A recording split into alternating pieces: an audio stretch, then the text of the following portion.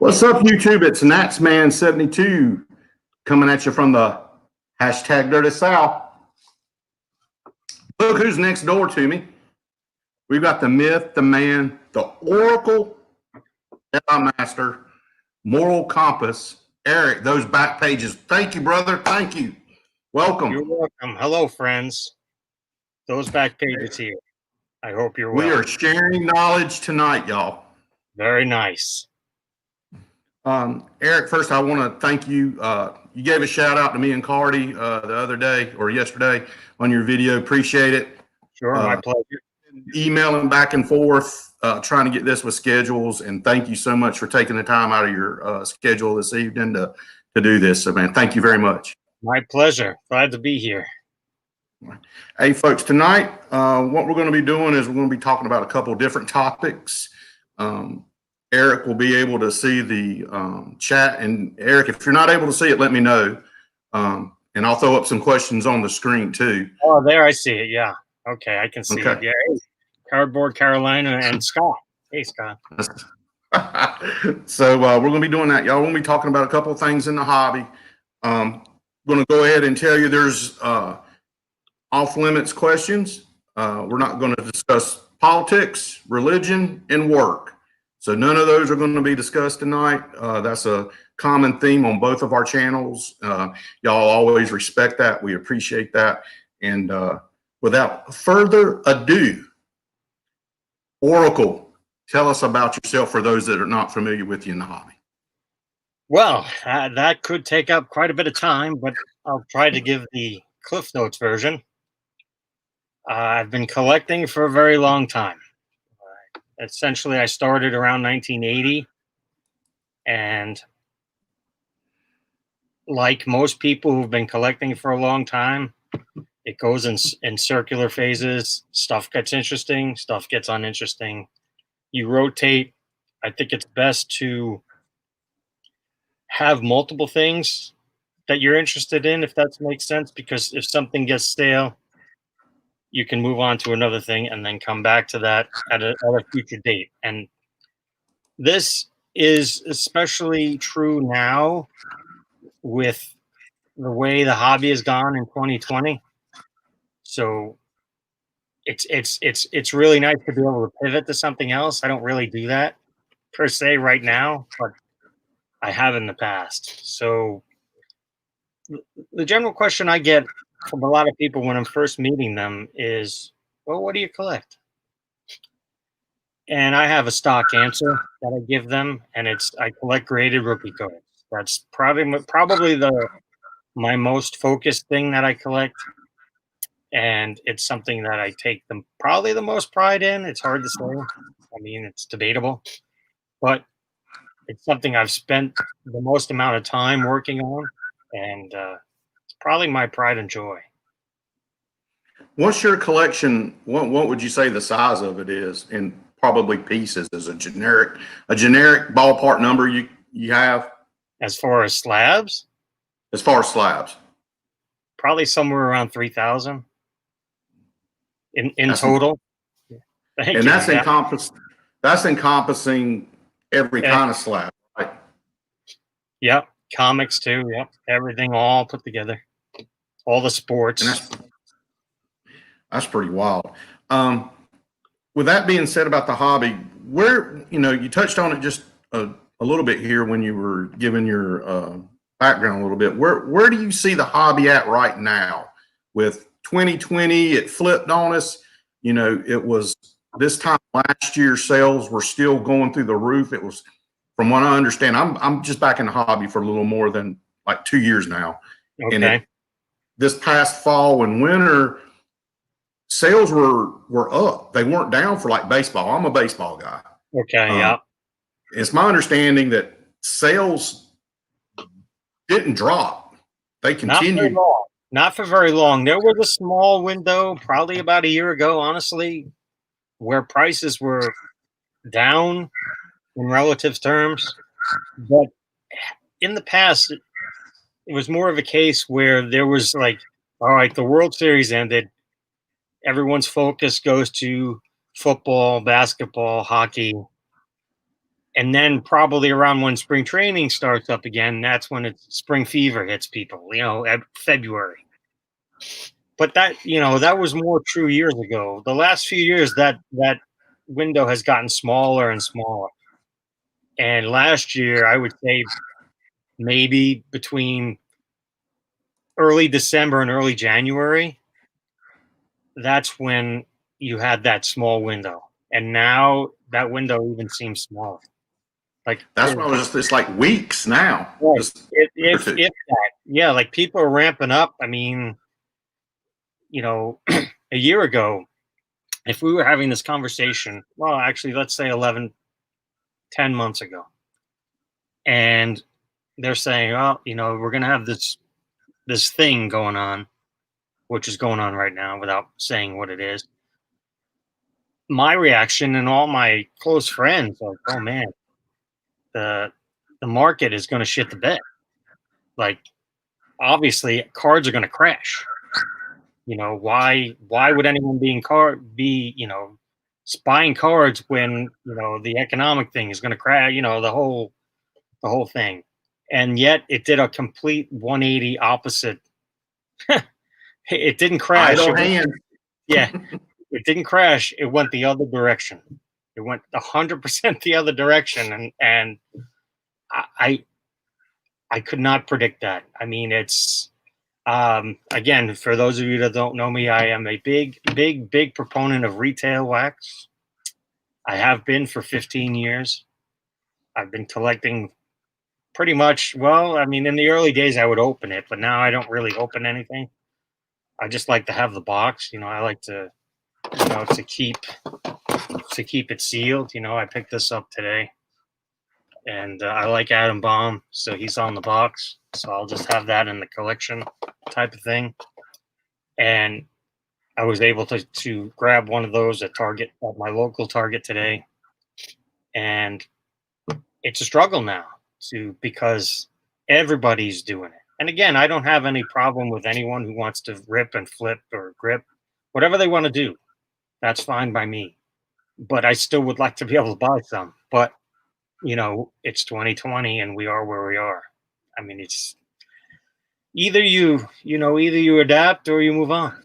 I mean, there's no, you can, everybody at some point, in this social media world that we live in, and everybody likes to bitch and moan. I don't care who it is. To some degree, everybody likes to bitch and moan. But after a while, it gets to be too much. Like, you want to blame people that are spending $80 on a Prism blaster of football? Blame them. I'm not spending $80 on a blaster of NFL football Prism. And don't blame the person that's waiting in Target or Walmart to get it, because there's some people doing that to put food on the table. That's right. Then you'll see the other people. Oh man, they're buying this $20 blaster and selling it for $30. They're making $3 after shipping and tax and blah blah blah. Hey, you do that 100 times, you got $300. So again, to each their own. I mean, this hobby, and I still call it a hobby, although most people probably call it a business now. But this hobby has room for everyone. There are cards to collect for everyone. There are budgets for everyone. Whether you have $10 to spend or 10,000 to spend, you can collect. Now, having said that, it might not be exactly what you want. You might have to make, sacrifices in that regard. I mean, if someone says, "Hey, I want to collect baseball," all right, you need some. And I get people asking me this all the time, like, "I want to collect this, like, and I'll tell them, like, I'm from New York, so, and I'm a Mets fan, but anyone who would come up to me with a young, a father with a young son, hey, I want to collect cards. My kid's showing interest. I want to collect cards with my kid. Any words of advice? Absolutely. I learned a little bit about the father, and I'm just making this up. This has happened a few times, but okay. And he tells me, yeah, we like the Yankees. Well, I forgive them. They like the Yankees. But I'm sorry. Somebody has to, right? But I found look, collect Jeter, because every Major League Baseball card you buy of Derek Jeter, they're going to have him on the Yankees. You're never going to be finished. You could collect Jeter the rest of your life. You will never be finished. I guarantee it. Because, and I'm not even talking about like a PSA 10 SP rookie. I'm talking like, he's got the ultra rare 90s insert, he's got so much that you will never be finished. Not only stuff we remember from being kids. Right, exactly. Now, yeah. They'll never be finished, and there'll always be something to pick up. Whether it's $1, $10, $50, $100, $1,000, you can find Jeter cards all day long on eBay. From $1 to, 5 figures, no problem. So that's a little piece of advice I give people. I mean, you can do the same thing. It used to apply to Brady before he went to Tampa Bay. I mean, but again, you're not going to go wrong with any of these guys, and if someone, and I honestly, this is not, not blowing smoke up your butt, but if somebody, I want a young guy, I tell them Juan Soto. Hands down, Juan Soto. Yep. He's got a batting title, he's got a ring, and he just turned 22. So 23. And somebody, I PC Juan Soto some, Sure. But another good, I got to throw him out because I PC is Victor Robles. Teammate with the Nationals. He's got a lot of good prospects. There's some trade talks maybe going to the. Yeah, I know who he is, but but Juan Soto is your key, easy to get every pack. Like Robles is cheap, but if you're worried about, if you just want to collect for collecting's sake, that's fine.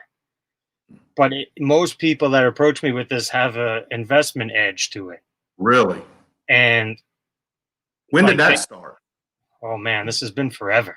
This has been really forever. It's gone. Yeah. I've been out, and it was just about collecting. It wasn't about. No. This has been. I collected. I got out in 97, early 98, and then I came back in 05. And ever since I've been back, it's been, Not the Benjamins. Unfortunately, I mean, to a degree, I understand that you have to like the player and all, but that's right, Scott. Go Mets. Hey, Rick, good to see you. Thank y'all for being in here, man. We appreciate y'all joining us this evening. Sure. With the baseball, it seems like to me now there's so many different sets, that everybody's putting out. There's concern, there's people concerned about it's not licensed by the MLB, all that kind of stuff. Yeah. 2020 being like it is an oddity. I guess what I've done is I'm either buying specific cards that I PC. Sure. Buying if the opportunity is there to buy wax and keep it sealed and just sitting on it, especially from this year. Right. With it being crazy. It's crazy, all right. It's coming back. It just seems like there is a product line for everybody, different price points. You think there's too much? There's enough? Not enough? Well, obviously there's not enough because you can't find it. So everyone's scooping it up. I mean, Score Football. Even higher. Score Football, people, Big League Baseball. I haven't seen that in the stores in months. So that type of thing. I mean, and it's funny because a lot of people say, "Oh, we're in the new junk wax era." Pump the brakes on that. People don't realize back then you can go to the 7-Eleven and buy a box of cards. You can go to the gas station; they had packs. I mean, you could go anywhere. Costco used to have pallets. Yeah, cello packs just hanging by the cash register next to the cigarette. Right, exactly. So pump the brakes with that. People that are saying that. Yeah, I agree with you. I'm curious on your take too. I wanted to ask you about serial numbered cards. Okay. Back in the 80s, if you had 100 of 1,000 or 2,000 serial numbered, that was still a good card. It was one that you were. Well, remember the 91 Elites were numbered to 10,000. And now people are upset about serial number, if it's too many. Yeah, they crazy say, serial yeah, oh, that's number to 100. That's garbage. I don't want that. Yeah. Like, 100, 1,000. So that's pretty cool then. Something that I'm curious about, and it's going to lead into a different part of the conversation, but I'm seeing a lot of this virtual cards, whether it's going on tops and buying virtual cards, or I guess Panini does it too. And then you've got the MLB games, and they're using cards that are used to people collect and trade. Yeah. Its own little subset in the hobby. With product getting scarcer, do you think that's something that could be more widely accepted in the future? These virtual cards, maybe not the game cards, but like the true. Yeah, you're talking about the digital cards. Digital Yeah. cards. It's tough to say. I mean, they've been around 5-6 years now. Actually, the baseball one's been around longer. So, I mean, I see it has its place. I don't have a problem with it. And I play the free version myself. I'm not going to spend money on the app. That's just not something I'm interested in. But I don't see a problem with it. I mean, will it catch on? It's 2020. Never say never. The year of confusion, for sure. Yeah. And with the virtual cards, PSA's parent company going private, PSA going private. Joe Orlando's staying on board. At least all right. But he's going to stay on in some form or fashion with PSA. Well, that's of right now. That's right. Once new ownership comes in, and they might want to clear house. I don't know. I don't have any information on that, but they might want to clear house. I mean, and there's speculation that because PSA's been has already said that they want to go to robotics. They're using robotics possibly now for like shipping, mailroom kind of thing. I guess maybe like a Tron deal. But there's speculation and talk in chat rooms and about grading and automated grading. What's your thoughts about that? How do you feel about computer grading? It's tough because obviously there's always going to be some human element to it, because you want the computer taking your card out of the top loader, and I mean, there's only so I get the measuring, the if they can come up with some kind of program, and hey, stranger things have happened, so they can come up with some kind of machine that will measure it instantly, check the surface, check if it's trimmed, all that stuff. And it's evolution. If so be it. If that's the way it's going to roll in the future, I'm fine with it. I mean, my biggest thing with graded cards is that, first off, you should always buy the card and not the assigned grade. That's the most important thing. Just because it says it's a 10, it might not be a 10 to you. It's a third party's assessment of what the card's condition is. Now, to me, it's very important because we live in an internet world. I'm in New York, I'm in Long Island, and you're in North Carolina, and we're talking immediate, instant. This is live. We're talking instant. 20, 30 years ago, you wouldn't laughing if we said, "Oh, we're going to just talk face to face via a laptop." What the heck is a laptop? I mean, it's just the world we live in. And for me, these graded cards serves a purpose. And I just happen to have this one here. You'll appreciate it. It's I see it. An orange wave soda. Orange wave soda, number 25. Yeah. But the point being is, this is a nice card. And, if this was raw on eBay, I would look at the pictures and everything else. And, there's the assigned grade. It's a 6 because it has a small little small little thumbnail indentation on the surface. Now, this is perfect for what grading is. You know, you're the seller. If you're selling something, we're talking about cards tonight, so right now, and we'll talk about cards. Your job is to get the most money for it. So you're gonna have this raw soda. You're gonna take a cell phone picture or scan it on your scanner, and you're gonna put it on eBay. Hey, soda, blah blah blah blah. I'm gonna see it. I really want to own that. Let me bid. And I win it.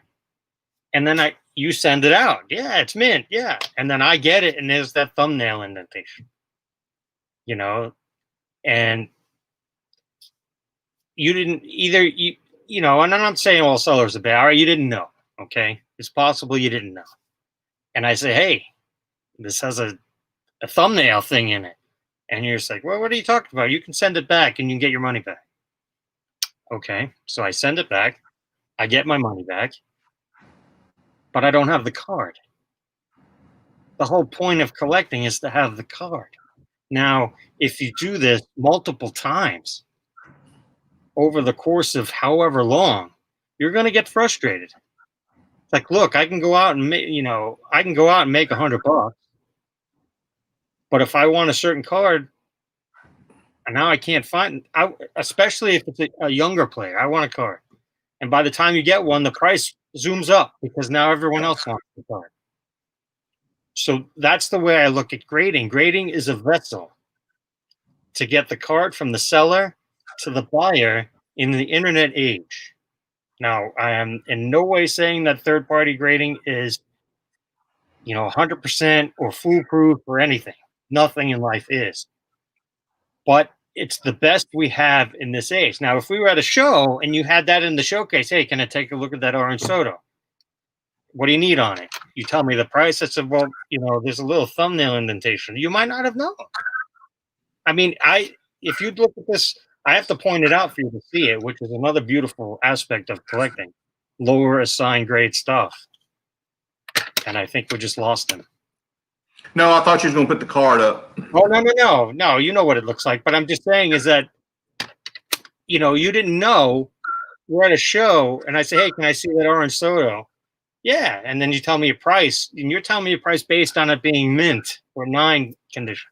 And with that thumbnail indentation, obviously it's not. And then I would say, hey, look, it's got this little indentation. Oh shit, I didn't see that. And that changes the price. You're not going to be able to get 9 money for a 6, an X mint color. It's just how life works. So that's a good analogy. That's a good analogy with the vessel, with being sales between the seller and the buyer and not being in person. Because what I just transcribed to you actually happened to me in 2005 with David Wright. Like, actually, I had a little, in 2003, actually, I was home. I was staying at home for personal reasons, and I had a lot of free time, and it was 2003. So I was like, oh, Mets fan, 2003, David Wright's the next best thing. And I was buying Bowman Heritage David Wright rookies for like $2 or $3 each. And they'd come in and the corner is effed up. It'd come in as a crease. And the guy's like, yeah, no problem. Just send it back. I'll get your money back. And that's where I got frustrated because, all right, I'm getting my $3 back, but now I don't have the David Wright code that I originally wanted. Right. And then he blew up. The cards went up, yada, yada, yada. I mean, you do that enough times. And that's when I started to really look into the grading. And I started doing my homework with the grading, and I chose 9s, PSA 9, BGS and PSA 9s, because I found that I could stretch my hobby dollars a lot further. Like, I could buy a 10 for $200 or a 9 for $50. And I buy the 9 for $50, and then use that other $150 to buy more cards that I want.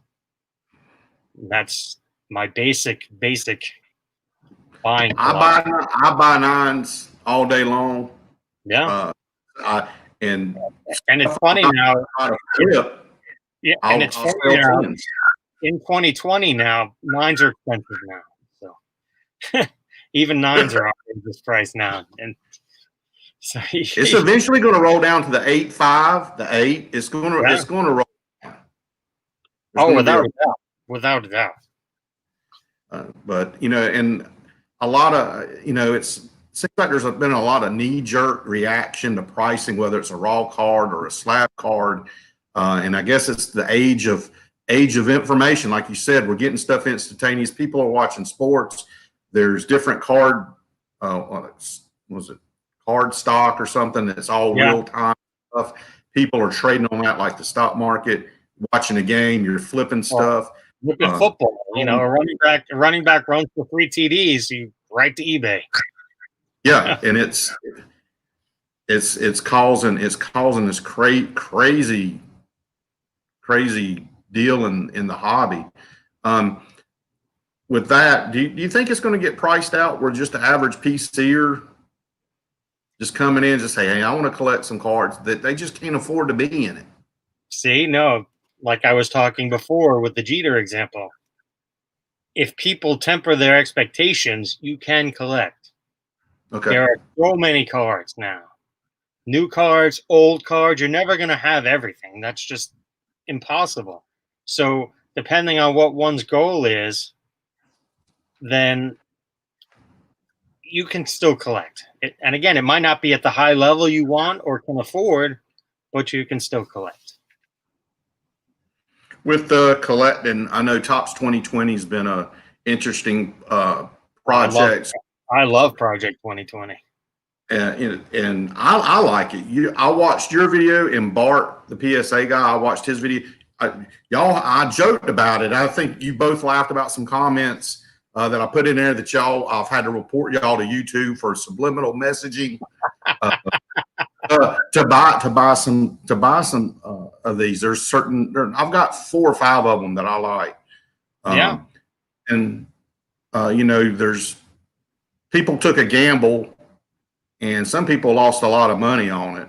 Sure did, yeah.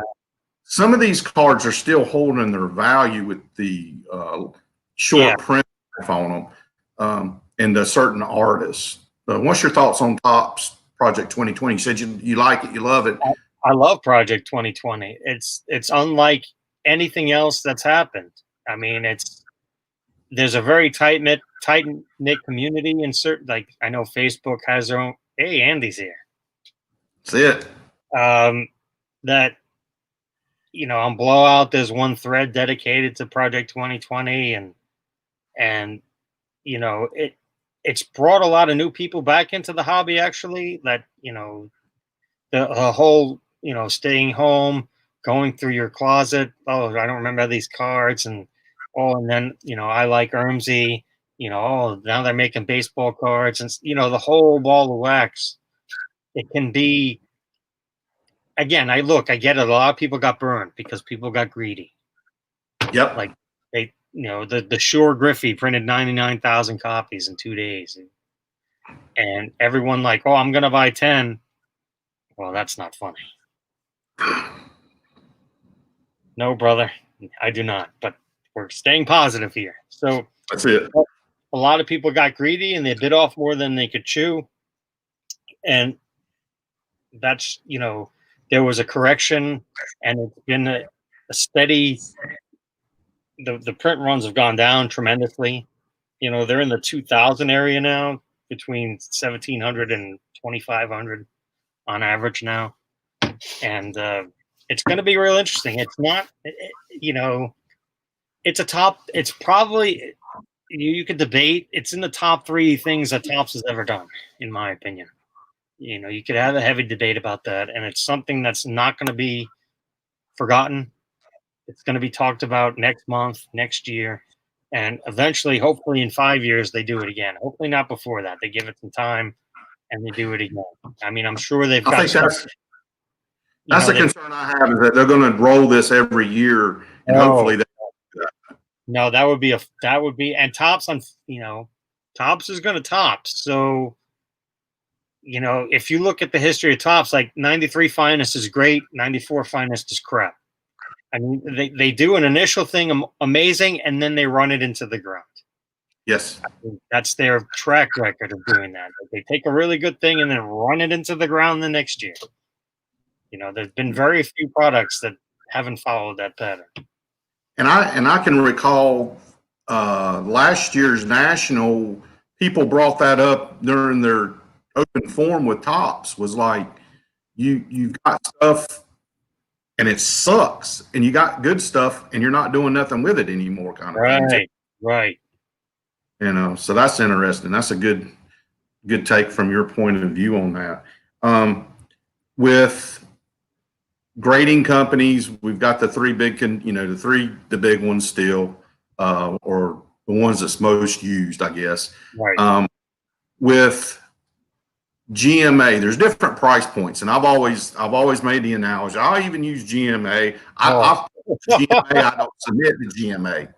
If there's a card that I can't get and it's in a GMA slab and I can get it cheap, I'll get it and crack it for my PC. Yeah, that's about all you can do with GMA. Yeah. Yeah, I'm not going to submit that or anything. No, unless you want it come back trimmed or whatnot. But if there's, now there's the comics graders. Yeah, I always forget the three letters. I just call them CGC because that's the comic version. And CGC comics are the PSA of comics. So now they're huge in the coin collection as well, is my understanding. Yeah. NGC, I don't remember, because this is the PSA version of coins. PCGS is the PSA version. I forget what the CGC has their own too. Right.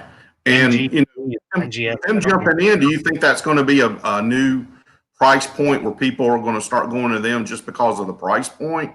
Well, I don't know what the price point's going to be. They're going to start doing cards next year, sports cards. They've already started with Pokemon and Magic the Gathering. So, they're already on eBay right now. You can go look CGC Pokemon, CGC, Magic the Gathering, and you can see what their slabs look like. And they'll, so now with the sports cards, they hired one of the head graders from BGS to come over to their company, Andy Broom. And so they're taking this seriously with the cards. And I think it's a wise idea.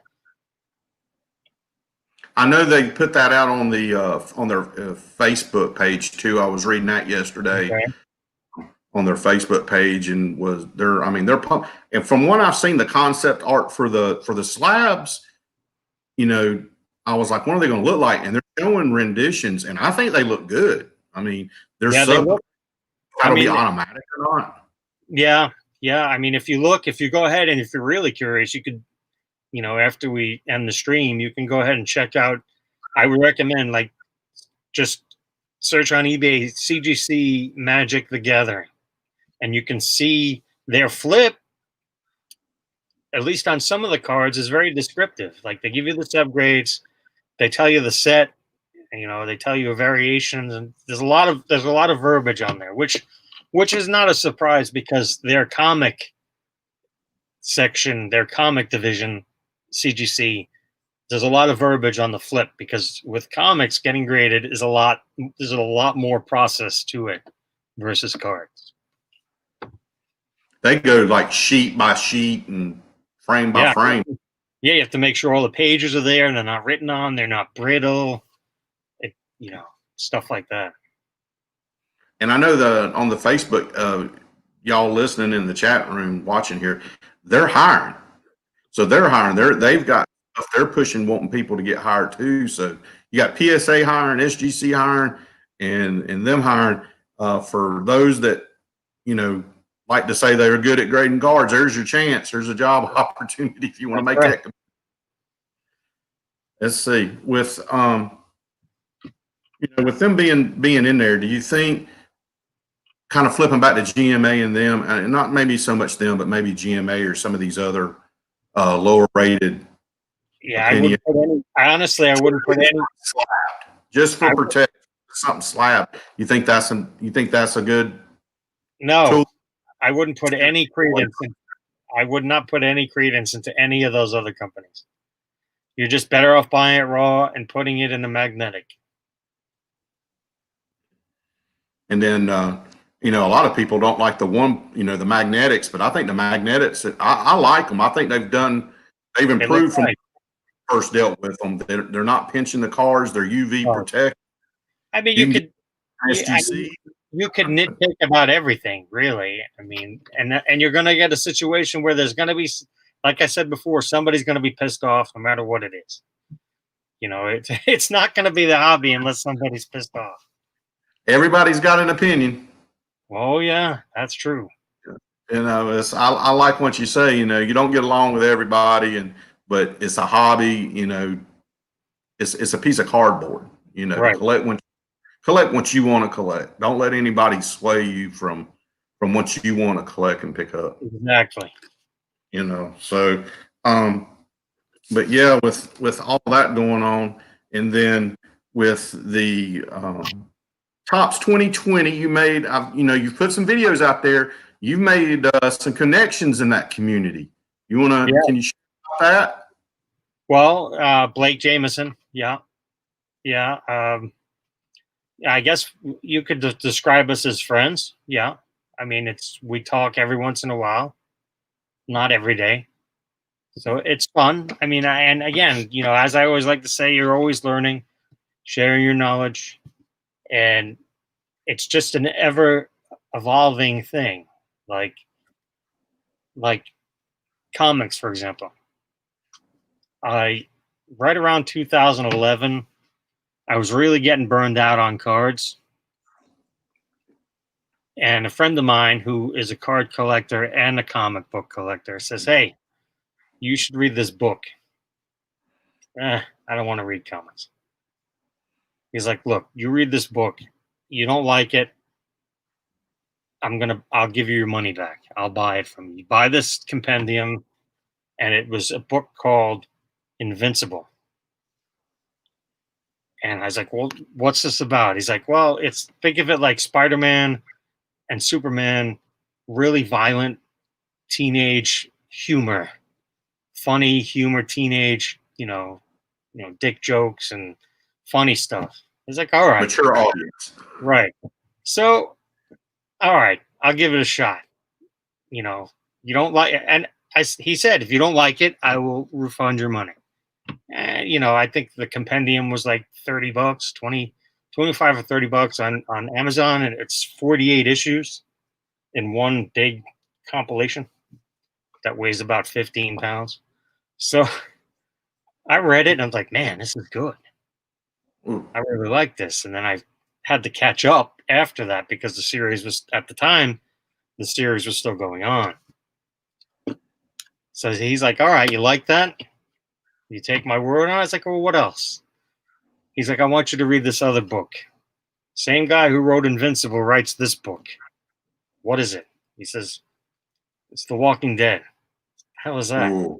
He goes, I said, what the hell is that? He goes, it's a book about zombies. It's like, screw you. I don't like zombies.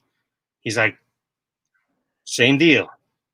Buy it, read it. If you don't like it, I will give you your money back.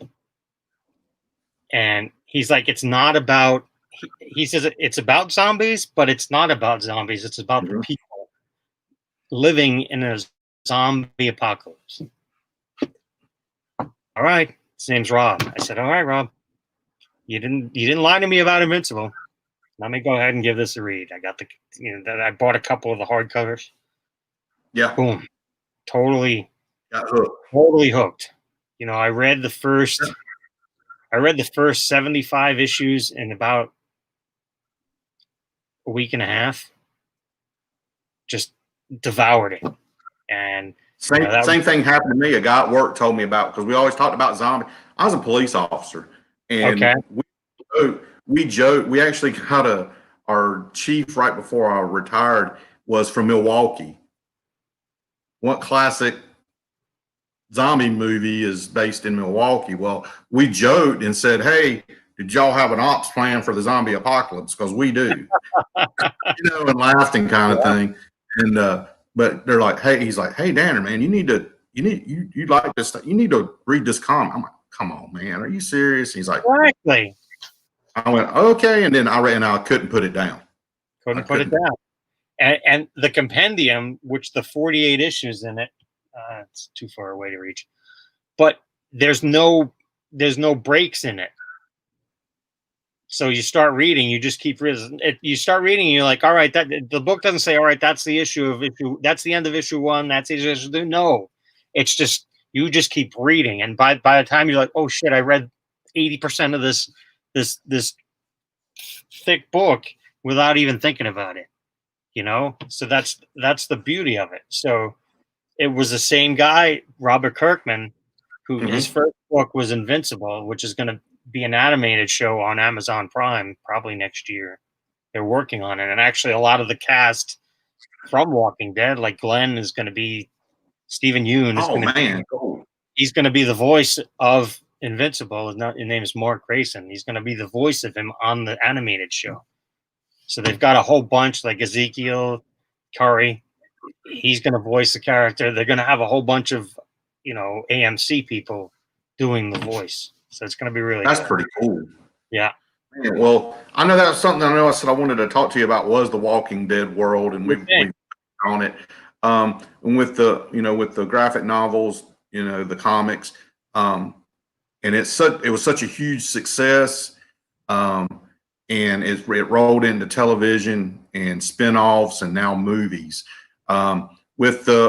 Let's start with the original TV series. How do you watch that? What's your thoughts about? Well, what happened was I devoured the comics, and then I started becoming a monthly reader when issue 99 came out. And then I had read them all, and then they're like, oh, it's a TV show too. All right, well, I like the book, so let me check out the TV show. And sure enough, boom, got addicted to the TV show. That was around 2013, the end of 2012. So it was that season 3, I think, 3 or 4 is when I started to get into the show. And, I watched it with one of my best friends, and she, didn't read the comic, but she loved the show after introduced to it. And we would watch it together, and I had to keep my mouth shut because they were doing so much just almost by the book, the prison. All the way up to the edge. Right. So it's like, oh, this is, and I would, there'd be times where we're watching the show and I'd start giggling. What are you doing? Why are you giggling? I can't say. I can't tell you why because it's a spoiler. So, to say I really love the franchise. I mean, I think that's a wise move. Non-sport stuff. I mean, yeah, because look, who knew? Nobody knew we'd be in the middle of what we are as far as collecting right now. Yeah, I mean, I've got non-sport that I had growing up. I've got some James Bond, Moonraker, Dukes of Hazzard, E.T., Magnum P.I. I've got that back in the back. Everything, man, everything. Don't count anything out, man. That's one of my mottos is you gotta ying when everyone is yanging. You gotta try to avoid the herd, not to do a Walking Dead pun, but you have to, as far as collecting goes, and it's great to follow along with everyone that's collecting, but that can be expensive. So you want to try to like think outside the box almost, like, all right, this is going for, and again, like you had mentioned, you can't worry about what people think, because here we are in December. 11 months ago at this time, I started buying soccer cards. First week in January of 2020. I started buying soccer cards because I was watching YouTube one day. I was bored. YouTube said, hey, check this video out. How is this? All right. It was a Leo Messi video where he was doing things with the soccer ball. I was like, this is not real. It turns out he was real. It looked like he had a soccer ball on a string with his foot, the way he was dribbling the ball. It's like, like any good collecting addict, what did I do? Oh, let me go to eBay. Leo Messi. Wow. Why is this refractor, this Topps Chrome refractor, Leo Messi? Why is this $5? That seems cheap. That's too cheap. So I bought a handful of them. I'm like, what am I going to lose? You know, if I buy 4 refractors at $5 each, I've lost $20. Where Yeah. arguably Messi is one of the greatest players to ever play soccer. Arguably, you could say he's the best. Pele, Ronaldo, Maradona. You could argue all day long. But I'm like, wait a minute, why is this $5? It's a Topps Chrome refractor, like a real Topps Chrome refractor for $5. So I was like, all right, I'm gonna look more into this stuff. And remember, this is January 2020. This is 11 months ago. I wound up picking up Donruss 2018 Donruss Messi's. They were 4 for $1. They were quarter a piece. Exactly. That's exactly right, B&B. Yeah, they were a quarter a piece. It's like one of the greatest. I won one. It's funny because in one of my videos, I destroyed one of them. I won a 20 count. I remember 2018 Donruss Cristiano Ronaldo, CR7. I won a 20 count lot of his Donruss base card. I was the only bidder at 99 cents. Yeah, see? I was the only bidder, and I won 20 copies of his Donruss card for $1. 20 copies for 99 cents. That's why there was some controversy going on, so I ripped one up on the camera on the video. It's like I paid a nickel for it. Who cares? I mean, plus it's my card. I can do whatever I want with it. Exactly. I just saw an opportunity where why is no one collecting this? Oh, because it's soccer. Oh, boring. Oh, boring. Well, it's probably the most popular sport in the world. In the world. In the world, right. So, but now look, everybody loves soccer now. You just can't. How much are those cards going for now, you think? Anybody in the chat know? The refractor is I think it's over $100 still. It had spiked up tremendously, but I still think it's over $100 now. Wow. So, man. And again, you just have to enjoy yourself, man. You have to. This is the thing I love to do. Is like I love to talk to my friends. I have a group of friends I talk to every day about cards. Every day. Not even just about cards, about life. And that's another thing with this community is do I have this card, this Soto? It's awesome, right? Great. I think I paid $57 for it, whatever. I own it now. Great. If I'm just sitting in my room alone, who cares? That's great. You have that. Oh boy, whoopee. But it's the friends you make. It's the people you talk to. You get, it starts with cards. But it grows into friendships. You start talking about each other's families. You start doing this. You start going away, especially, when you can travel and stuff. It's fantastic. I mean, it's so much more than cards. And unfortunately, it gets stereotyped. Oh, nerds, card nerds, blah, blah, blah. But even that's changing. Okay. Now. But yes, it's fine. But even that's changing now with, celebrities getting in the cards and everything. So it's just, and back to the original point is that you want to try to find, like you were saying with the gentleman said in the chat with the non-sports. You never know. And it's so old school to just dismiss something. Oh, that's crap. Well, that's fine. That's not for you. That's fine if it's not for you, but that doesn't mean it's crap. Because it might, you could have people watch your channel like, this idiot's collecting baseball. What's wrong with him? Basketball is where it at. Why is he? Who cares about these baseball? Because he enjoys it. And again, at the end of the day, everyone goes to sleep like everyone else. Everyone bleeds the same. You got to enjoy yourself, man. One leg at a time. You get one try at this, and you got to enjoy it. That's it. I've kind of used your tag. It's and I like saying this. I did a trailer video and I used it. You didn't copyright it, so I didn't steal it. But it's sharing knowledge, building relationships, and making friendships, and and it evolves around that. And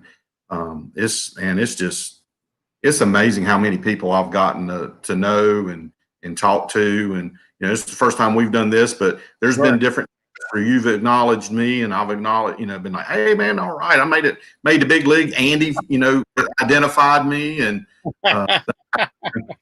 so that's pretty cool, and Mark Stoff and Mr. Bob Lewis, Esquire, just super people. And it's kind of cool. I made some other friends. A lot of them are on here tonight, and it's like I don't talk to them every day, but when I or a text, they respond. Yeah, I mean that's the beauty of it. You don't have to talk to someone every day. You could just. I have friends that they text me every few months, and it just picks up. Just picks up. It's like, all right. Sometimes I'll even have to check my phone. Actually, I haven't heard from him in 2 months. And it doesn't feel like it. So you just keep going, man. That's all. And it's amazing. I know I wanted to scroll back up. There was this one comment that Colorado Rocky put, and it was a positive one. Okay. Can't wait for card shows to pop back off soon. Yeah. I think he's right. Once we get to whatever the new normal is, and shows start again, I think even things get more crazy. Like we've had a couple around here, but they have merged. They have really merged and being promoted as vintage toy comic, because you have to. I mean, you have to have everything going to appeal to the most people. Now, we'll do this again. I mean, I've got a little bit more time. So, but this topic is going to take too long. All right. Yeah. Just touch. Yeah.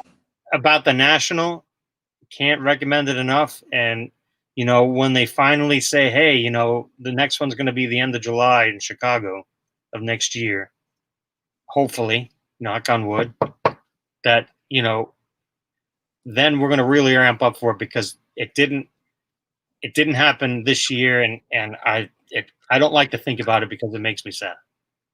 Because I look forward to it. I look forward to it so much. And I think us as collectors, we need things to look forward to. You know what I'm saying? We need things to look forward to. And my wife, she's willing to go to Chicago. She's been to Chicago before. And she's like, oh yeah, I'm willing to go. She loves baseball too. She likes baseball. Okay. So, I mean, it's really cool. She's willing. She looks at the collection and looks at my cards and stuff. So she thinks it's cool. But yeah, man, I'm just so looking forward to hope it goes through. That's another beauty of YouTube. You start making videos. I met Ron Fig. He's in the chat. I met him at the show last year. He walked up to me. I looked at him and say, Ron, it's not awkward. With this medium that we have with YouTube, where you get on, and I recommend. Nice, Scott. I recommend, of course. I recommend that it's Tiff. Look, I'm an old dude. I got a big beard. Whatever. I'm not a GQ model, but I still turn the camera around. I mean, I get it. Some of my friends, like our police officers, like you were, they have jobs where they can't reveal themselves, and that's fine. But if you can, and I get it. It's really difficult to put yourself out there. I get it, because I was the same way in the beginning. But the more videos you make, the easier it gets. Really, I mean, it becomes more natural, and it just adds another layer to your friendships with people because they see you, and that applies to the show. Like I met Andy. She bonded me with Refractors, the greatest YouTube name in history. It's super nice. At the show last year, I saw him I saw him down the aisle. I said, oh shit, that's Andy. I never met him before. I never met him in real life, but I knew him from his videos and talking to him on the videos. And you can repeat that with this person, with that person, with this person. It kind of, takes down a lot of the barriers, like like you and I were kids. It's like, oh, you talk to someone on the internet. Oh my God, what's wrong with you? Yeah. You're talking to someone on the internet to stab you and throw you in a ditch. I mean, sure that still happens, of course. It's real life, but this medium really helps lower the barriers, of the natural, like to be nervous when you're talking to somebody about cards. Don't be nervous, that type of thing. Yeah, it's pretty cool. I know some of the relationships that I've been able to build, and I've only been on YouTube not a year, not I mean 8 months or something like that, and made some cool relationships. And I used Instagram too. I used Instagram first. I was watching YouTube and was watching your channel, a couple different other folks' channels, and just trying to learn and get knowledge. Just Yeah, what's new in this playground. What new equipment's in the playground? I'm used to the seesaw. What's this foamy stuff around the play equipment now? right. I've got now where I've got a card, and I went, hey, I got this card. Is this something? Is this cool? I mean, did I do all right on this? I paid $5 for this card. Right. Did I get that kind of thing? What's your opinion on it? I'm thinking about getting it graded just for me. Do you think it's worth it? Should I hold off the price? And shoot stuff off by people. I see in the chat there that Don says, I can't seem to get up the nerve to start my own videos, but I would love to have people to talk to about cards. Now, again, this is it. This is perfect. I mean, you could start your own video. You can make a video if you have a cell phone with a camera. You can make videos, because when I started, I'm on the laptop right now, but here's my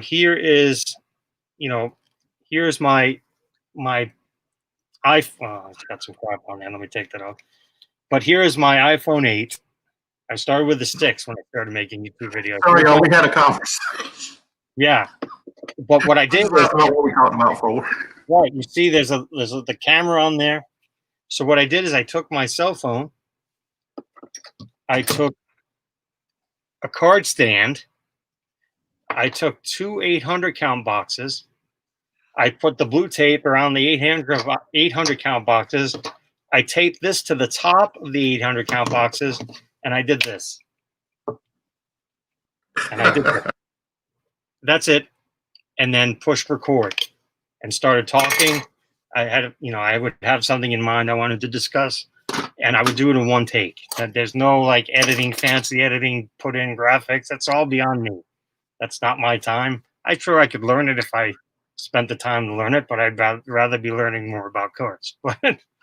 But and you don't even have to do the face reveal. You could just, you could put the phone, my hand is a phone, and you could just film and talk into your phone. It's like, hey, this is my, whatever card, that this is what I enjoy collecting, and you put yourself out there. Now, nobody gets, well, never say never, no, never do extremes, but everyone starts at 0 subs. Yep. If you were going to do this and you want to be ultra famous, you want to be, Phil Hughes or somebody, don't do this, because it's not going to happen. This is cards. You're not going to go from 0 subs to 5,000 subs, 10,000 subs in a month. It's just not. This is cards. This is not video games. This is cards. But by putting yourself out there like that, you're going to meet other people that collect what you collect how you collect, enjoy what you collect. They're going to leave comments on your videos. You got it, Don. The best thing I get a lot of people that ask me, I want to grow my channel. First off, it's all natural. It happens. You're not going to get super popular overnight. And everyone grows at a different rate of speed. And you can't worry about that. It's easy. Make your content for you. Right. And you're going to attract other people that like what you're doing. Now, one thing I do recommend, that for people that want to, grow their channel, go to other people's channels, leave comments, make interactions, put yourself out there. If you go to somebody's, hey, that's awesome, I love that, whatever it is, and that's it. Put your name out there. Like I remember when Figgy started, if he's still here, he would comment on everybody's video. You know, so hey, Ron Fig, Ron Fig, Ron Fig, and you would start seeing, you know, the name, who's this person? And then I would click on his name. Oh, I'm not making, this person's not making no videos. And one day he started making videos, and boom, because it, you know, he was commenting in everyone's video and getting his brand out there, that people would recognize him. You know, if that makes any sense. And I think it's a slow burn. It's a marathon, not a sprint, like I like to say about collecting. Hey, there's Ron. So it's just something, and you know, especially now, we're trying to, you know, stay away from people and social distance and all that stuff. Make the video, put it out there. You know, again, there's whole other topics of guys I've spoken to privately about, you know, and another aspect, and I apologize for dominating the conversation, but if you have kids, if you have children, there's no better time capsule than YouTube. You know, so Connor's a teenager. Right. There's no time. Well, yeah, but even so, you know, when your kids have kids and those kids have kids, anytime, oh, remember Grandpappy, he liked to collect baseball cards. Oh, baseball cards, what's that crap? Oh, let's go to YouTube. And there he is talking about something he loves, pictures of him. And, you know, by this time, unfortunately, you'll be deceased. Or if something were to happen to you, they would have these videos of you, and they could watch these videos of you whenever they wanted. And you, not to be too grim, but you would not be forgotten. Not that you would be forgotten anyway, but to have videos of something that their dad or mom, females making videos, something of their dad that their dad loved to do. You know what I'm saying? That's the perfect time capsule. To have something out there. This is what my dad loved to do, or my grandpappy loved to do. That type of thing. You're right, BB. Exactly, BB. Exactly. So I mean and you never know who's watching your video. Right. You never know who's watching your videos. Right. Because I was very taken back a couple of weeks ago when the baseball collector with Benchmark made a comment about my collection. I had no idea he watched any of my videos. Right. And I was floored. I just was like, oh my gosh, you know. I mean, you got to be comfortable. And y'all, me and Eric have never talked before ever. Right. We've emailed, but we've never talked like this. When we got on here, it was very comfortable. It was like I've known him for years. It's just like, hey, how you doing? Exactly. And that's what this community is about. Right. And you know, there's different segments. If you're a YouTuber, and I don't fault you, if you wanna do live breaks and make money and more to you. Right. Whatever works for you. Not everybody. You know, right. Different parts of the hobby, and we should respect each other on that, you know, and it's 100%. You know, and it's like, this is, and starting out, I wasn't sure what direction I wanted to go. Sure. And this is the direction I want to go, is the getting to know you kind of deal, and just talk about cards, and here's a mail bin day between episodes, and just have fun. And but yeah, like Don says, he doesn't want fame, he just wants to talk just card conversations. And you know, there's no better way to, you know, show the world what you collect, and I guarantee someone else collects that way. And then you have that automatic connection, and then you could grow it from there. Does if you don't mind, I know we hadn't had specific questions or anything, but real quick before we get off here, because it's gone, you know, I mean, we've gone an hour, man. It doesn't seem like it. I tell you something, it never seems like it. Just having a good time. It's like being in a restaurant, eating with a friend, having a couple, you know, sipping water, drinks, whenever, and you keep track of time. Does anybody out there in the chat, do y'all have any questions for Eric or myself about anything we covered or something we haven't covered? Just know that we don't cover politics, religion, and work. Other than that, so give you all opportunity. We do have a little bit of a delay. I'll pop your question up here if you got a question. And while we're waiting for something, we was talking about YouTube. When did you feel like you climbed that mountain? You reached the point where you were comfortable doing videos. You were happy with the way you were doing things. It took probably about 100 videos before I really started to find my own form. And it's it's natural now. I push record. Hello, friends. Those back pages here. Hope you're well. It just I don't even. It's like automatic. It's like muscle memory. It doesn't require any thinking.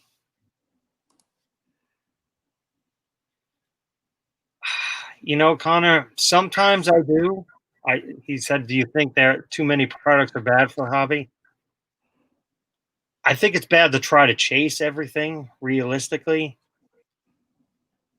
I guess it is subjective to say what is too much, but it's all getting gobbled up. And I don't think 2021 is going to be much different. I think it's going to take a while before we see a downturn in retail consumption, probably 2022. But cool. If people think people think it's going to go back to the way it was a year ago, I don't think it's going to go back to the way. Eventually it will, but it's going to be a long time. It's going to be a long time. I'm going to pop up cards. This is one of my mafia brothers here. Sure. One that gave me the Dirty South Productions. He has probably the best videos that do this, that you're just seeing the product. You don't see his face. Y'all check this man's channel out. Yeah. I've watched it. Good content. Yeah. But he's Here's his question. Yeah, I've been buying Lady Mamba. Yeah. I mean, hey, Kobe gave her the name. Kobe gives you a lot. Kobe's, she's won 3 MVPs, 3 WNBA championships, and 3 collegiate championships. So she's known pretty much the GOAT. So, well, in one of your latest videos, you talked about you showed the WNBA cards and said that it's a little bit of a joke within the hobby about that product. And why is that? Because the WNBA's been around for a while. Yeah, it's been around since '97. Yeah. Why once not going away, aren't they getting any respect within the hobby? No. And a lot of people, why are you buying? I had someone comment on the video, why are you buying girls cards? Come on, dude. Girls cards? I mean, it's 2020. We got a lot of guys. We got a lot of guys in the hobby that have kids, and there's usually a 50% chance that kid is female. So, if a young girl is, hey, my daddy collects cards. What do you mean these cards have women on them? What do you mean? Oh wow, I'm a girl. Type of thing. I mean, to just automatically again, and like we've discussed all night, just dismiss it because it's WNBA is foolish. It's a first year of a Prism product, which it has become its own monster in itself. The brand Prism. Here's Big Scott 1 with his awesome national showroom. Y'all check his channel out. He did the showroom. Oh my gosh. Give me Real Muto. There it is. That's right. I did read that. Yeah. I mean, and again, dismiss check out, y'all. If you don't like it, that's fine. But to just dismiss it outright, I just think is wrong. Yeah. They and it's it's just interesting. I can't think of her name, but she's in Taiwan or Hong Kong, I think. She was on one of the other YouTube channels I saw, but she's a young female and starting out in the hobby and putting out videos. And she put out a video one day, and I just really felt sorry for her. I mean, I just couldn't believe it. the same people were just giving her a hard time about her videos and That's foolish, man. That's foolish. who are these people? I mean, Right. same guy that lives like Bart said, you know, you're showing a video with no windows with pizza boxes in the back. Tell me what car to buy with no furniture in the living room. Right. You know, it's like, really? I don't know, but yeah, Guns. He's the man. Yeah. Cardboard Carolina. There you go. Well, we got a McCann over. Yeah, well, that's Brian in his prime. That's a long time ago.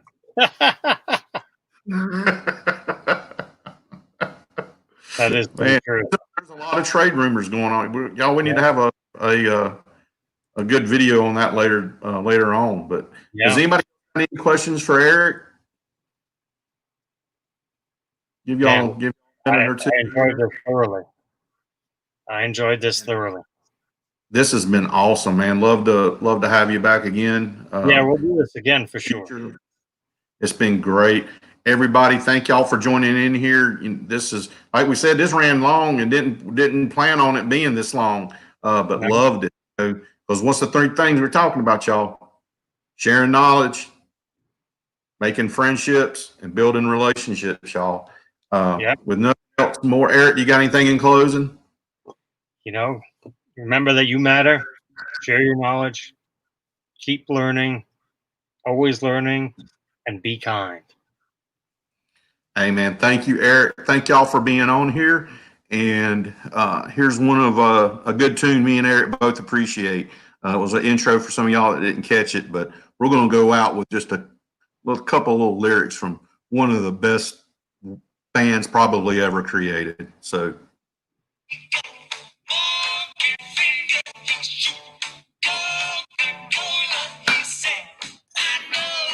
Cheers, y'all. Cheers.